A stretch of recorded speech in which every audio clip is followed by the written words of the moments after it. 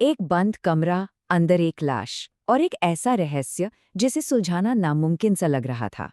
ये कहानी है विक्रम मेहरा केस की, एक ऐसी पहेली जिसने पुलिस वालों के भी होश उड़ा दिए थे।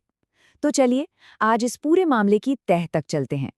सोचिए जरा, यही वो सवाल था जो हर किसी के दिमाग में घूम रहा था। एक कमरा जो अंदर से पूरी तरह बंद है और उसमें एक लाश मिलती है। अगर ये कत्ल है तो कातिल कमरे से बाहर निकला कैसे? यह किसी थ्रिलर फिल्म की कहानी जैसा लग रहा था, है ना?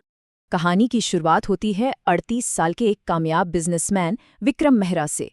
विक्रम शहर के एक बड़े इलाके में अकेले रहते थे, अपनी ही दुनिया में मग्न।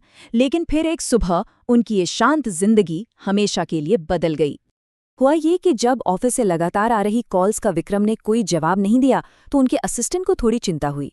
मामला पुलिस तक पहुंचा और जब पुलिस विक्रम के घर पहुंची तो देखा कि मेन दरवाजा अंदर से बंद है। दरवाजा तोड़ने के अलावा उनके पास और कोई चारा ही नहीं था। अंदर का जो नज़ारा था वो वाकई चौंकाने वाला था।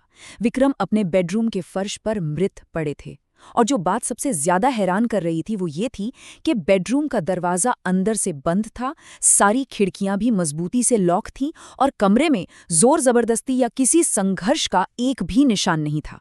तो इन सब हालातों को देखकर पहली नजर में पुलिस को क्या लगेगा? यही ना कि एक सीधा साधा सुसाइड का केस है। एक बंद कमरा, एक लाश। ये थ्योरी सबसे आसान लग रही थी। पर एक सबूत ने इस पूरी कहानी का रुख ही मोड़कर रख दिया। और वो सबूत था पोस्टमार्टम रिपोर्ट।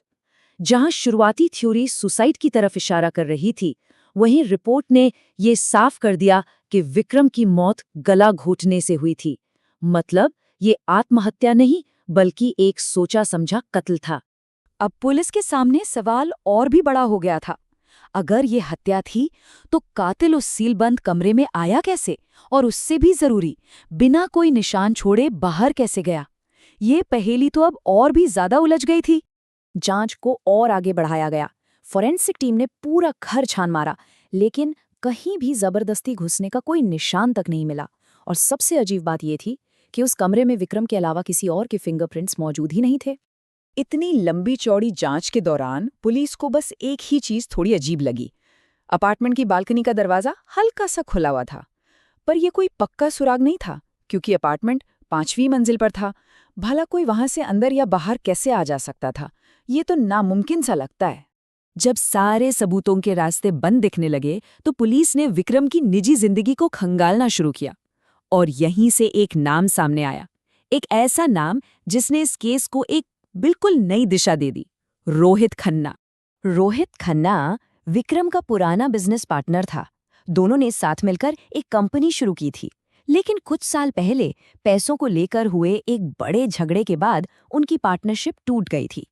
तो क्या पुरानी दुश्मनी इस कत्ल की वजह हो सकती थी? पुलिस ने रोहित को पूछताछ के लिए बुलाया। रोहित ने बिल्कुल साफ साफ कह दिया कि पिछले 6 महीनों में उसके विक्रम से कोई बात तक नहीं हुई थी। उसने किसी भी तरह के संपर्क से पूरी तरह इनकार कर दिया। लेकिन रोहित का यह झूठ ज्यादा देर तक टिक नहीं पाया। डिजिटल सबूत कुछ और ही कहानी सुना रहे थे। एक तरफ रोहित का दावा था कि 6 महीने से कोई बात नहीं हुई, वहीं फोन रिकॉर्ड्स चिल्ला चिल्ला कर बता रहे थे कि हत्या से ठीक एक दिन पहले दोनों के बीच 18 मिनट लंबी बात हुई थी।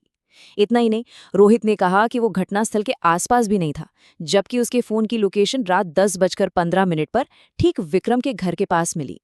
इन सबूतों के सामने आने के बाद रोहित का बचना नामुमकिन था। पुलिस का शक अब यकीन में बदल चुका था कि कातिल वही है। बस अब ये जानना बाकी था कि उसने उस बंद कमरे वाली पहेली को आखिर अंजाम कैसे दिया। पुलिस ने जांच को और तेज किया। इस बार जब बालकनी के बाहर की दीवार को ध्यान से देखा गया तो वहां रस्सी के हल्के निशान मिले। और फिर एक दूर के सीसीटीवी फुटेज ने सब कुछ साफ कर दिया। रात 10:40 बजे रोहित से मिलते जुलते हुलिये का एक शख्स बिल्डिंग के पीछे से तेजी से निकलता हुआ कैमरे में कैद हो गया था। अब रोहित के पास भागने का कोई रास्ता नहीं बचा था।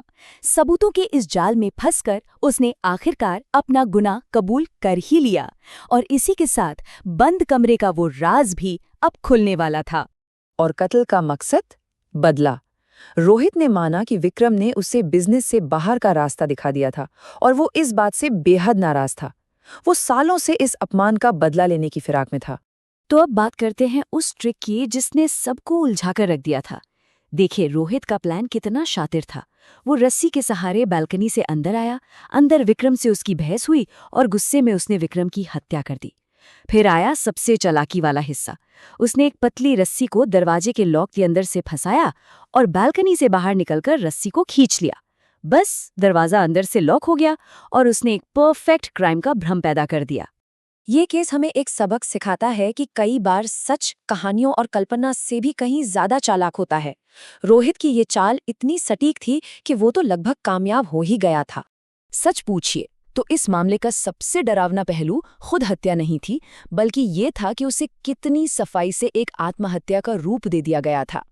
एक कातिल सिर्फ इसलिए लगभग बच जाता क्योंकि उसने एक नामुमकिन दिखने वाली पहेली खड़ी कर दी थी। जरा विक्रम के बारे में सोचिए। वो अपने ही घर में खुद को सुरक्षित महसूस कर रहा था।